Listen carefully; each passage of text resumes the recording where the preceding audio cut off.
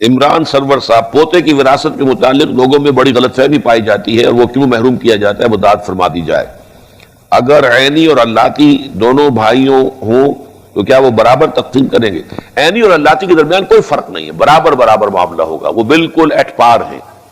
البتہ پوتا یتیم، میں نے آپ سے عرض کیا تھا نا کہ اس میں قاعدہ ہے، ایک دائرہ ہے، اس دائرے کے اندر اگر کوئی موجود نہیں ہے تو سیکنڈ دائرے میں وراثت جائے گی۔ اگر تو کوئی بیٹا نہیں ہے، ایک شخص فوت ہوا ہے، اس کے 5 بیٹے تھے، 5 بیٹے جو ہیں وہ اس کی زندگی میں فوت ہو گئے،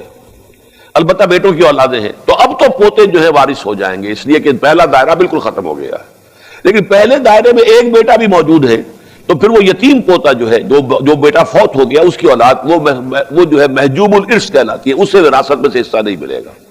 اس کو اصل میں منکرین حدیث نے بہت اٹھایا، غلام محمد پرویز نے اس پر بڑا اڈا لگایا اور بڑا جو ہے علماء کے اوپر اس پر تنقید کی ہے، لیکن اصول ہوتے ہیں، ہر معاملے کے اندر کچھ اصول ہیں، اصولوں کی زد میں کوئی شے آ جاتی ہے تو اس کو ماننا پڑتا ہے، پھر اصول یہی ہے۔ باقی یہ ہے کہ چونکہ یتیم پوتا وارث نہیں رہا، تہائی کی حد تک اس کی وصیت کی جا سکتی ہے۔ فوت ہونے والا دادا وہ اپنے یتیم پوتے کے لیے یا یتیم پوتوں کے لیے تہائی کی حد تک وصیت کر سکتا ہے یا اپنی زندگی میں ہبہ کر سکتا ہے۔ مطلب یہ کہ کمپنسیٹ کرنے کے تو بے شمار ہیں، ہبہ جو ہے وہ کر سکتا ہے کہ میرا یہ جو ہے بیٹا فوت ہو گیا تھا، اس کی اولاد ہے، میں اتنا ہبہ کر رہا ہوں، اس کا اختیار اس کو حاصل ہے۔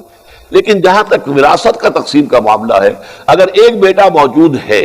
تو پھر پوتا جو ہے سیکنڈ لائن تک وہ وراثت منتقل نہیں ہوگی۔ باپ موجود ہے تو دادا پردادا کو وراثت منتقل نہیں ہوگی۔ ہو سکتا ہے کسی کی زندگی میں اس کا باپ تو فوت ہو جائے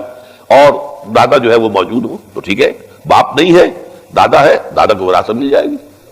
لیکن اپنی زندگی میں انسان چاہے، اصل میں یہ جو ملکیت کا تصور ہے اسلام میں، یہ اینک میری ملکیت ہے، میں جس کو چاہوں دے دوں، جب چاہوں فروخت کر دوں، جس کو چاہوں ہدیہ کر دوں، جو بھی چاہوں، یہ میری ملکیت ہے۔ اسی طریقے سے اپنی ملکیت اپنی زندگی میں انسان ہبہ کر سکتا ہے، لیکن اس کا قبضہ بھی دینا ہوگا۔ ہبہ تبھی مکمل ہوتا ہے جب باقبضہ ہو، اور یہ کہ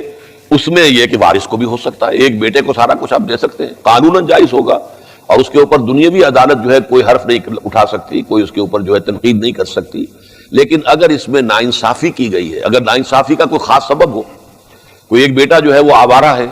بدقماش ہے، اور اندیشہ یہ ہے کہ وہ ساری جائیداد جو ہے بگاڑ دے گا، خراب کر دے گا، فرض کیجئے کوئی کسی کے پاس اس قسم کا کوئی عذر موجود ہے اور وہ 2 ہی بیٹے ہیں، تو وہ ساری جائیداد اگر ہبہ کر دیتا ہے اس بیٹے کو، جس کو وہ کہتا ہے وہ صالح ہے، سمجھدار ہے، اب نفع نقصان کا جو ہے اس کو پورا فہم موجود ہے، تو اس کا جواز ہوگا۔ لیکن اگر ایسی کوئی شکل نہیں ہے اور خامخواہ جو ہے کسی ایک بیٹے کو آپ نے وراثت سے محروم کیا ہے، تو در حقیقت یہ بہت بڑا گناہ ہوگا۔ البتہ قانوناً اس کا حق حاصل ہے، آپ اپنی زندگی میں ہبہ کر سکتے ہیں، اور اس ہبہ کا معاملہ جو ہے وہ کسی ادارے کے نام پہ ہو سکتا ہے، کسی دینی کام کے لیے ہو سکتا ہے، کسی مدرسے کو ہو سکتا ہے، کسی اور درسگاہ کے لیے، کسی ہسپتال کے لیے، کسی فاؤنڈیشن کے لیے یہ ہبہ ہو سکتا ہے، اور اپنے وارثوں کے لیے بھی ہبہ ہو سکتا ہے۔ تو ہبہ اور ہے، وصیت علیحدہ شے ہے، اور وراثت علیحدہ شے ہے۔ یہاں یہ کہ وراثت کا حق معین کیا گیا ہے، لیکن یہ کہ اسے لڑکے کے مقابلے میں آدھا رکھا گیا، اس کی وضاحت تو میں کر چکا ہوں۔ اور